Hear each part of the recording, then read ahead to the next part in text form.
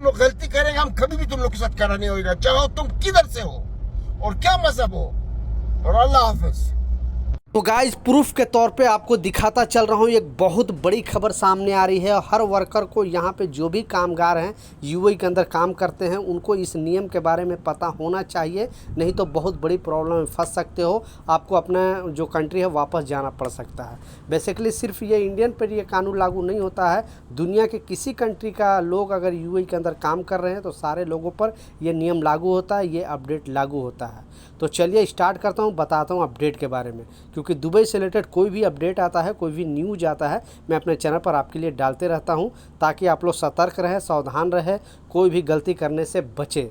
तो जो न्यूज है आपको भी पता होगा कि जब हमें कोई भी कंपनी एम्प्लॉयमेंट वीज़ा देता है, वर्क वीज़ा देता है, तो या तो हमको डायरेक्ट वहाँ पे एंट्री पास देता है, यानी आप इंडिया से अगर आ रहे हो तो एंट्री पास देता है, और फिर यहाँ आने के बाद हमारा मेडिकल होता है, उसके बाद हमारा वीज़ा जो एग्रीमेंट होता है वो एग्रीमेंट पर हम साइन करते हैं, फिर हमारा वीज़ा प्रोसेस में जाता है, फिर 2-3 दिन 4 दिन 1 हफ्ता के अंदर हमारा इमरत आईडी बन जाता है, फिर हम अपना काम करना स्टार्ट कर देते हैं।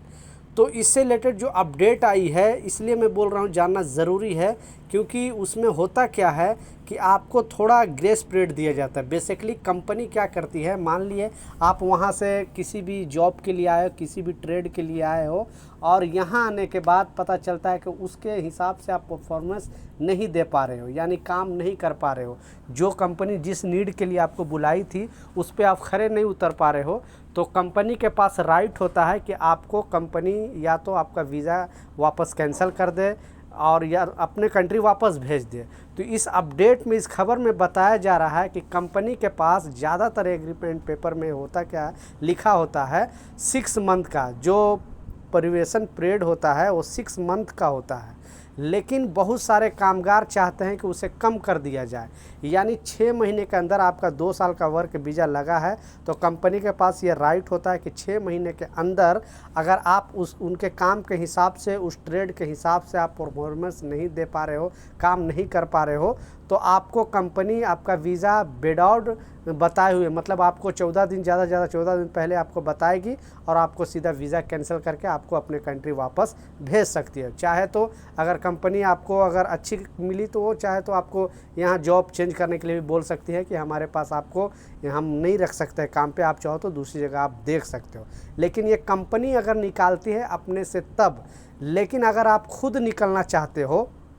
तो उसमें भी आपको 6 महीने के अंदर आप निकल सकते हो, और वो कंपनी के ऊपर है। ये सिर्फ राइट दिया गया है कंपनी को कि कंपनी को अगर परफॉर्मेंस आपका अच्छा ना लगे तो वो निकाल सकती है, लेकिन अगर आपको निकलना होगा तो आपको लॉ के हिसाब से गुजरना होगा, यानी आपको 1 महीने का पहले नोटिस पीरियड देना होगा, और अगर आप नोटिस पीरियड नहीं दोगे तो आपको 45 डे का आपका जो सैलरी है, बेसिक सैलरी, वो पे करना पड़ेगा। चाहे तो अगर यहाँ से यहाँ कंपनी अगर बदलना चाहोगे तो फिर ये जो भी आपका खर्चा लगा है, वीज़ा का खर्चा है, वो कंपनी मांग भी सकती है, ये कंपनी के ऊपर होता है। तो कहने का मतलब है कि आपको क्या चीज़ इसमें देखना है कि आप पर प्रॉब्लम ना हो, नहीं तो कंपनी आपको, आप इतने पैसे लगा कर आओगे और फिर पता चलता है कि आपका वीज़ा हो कैंसिल करके वो आपको वापस भेज दे।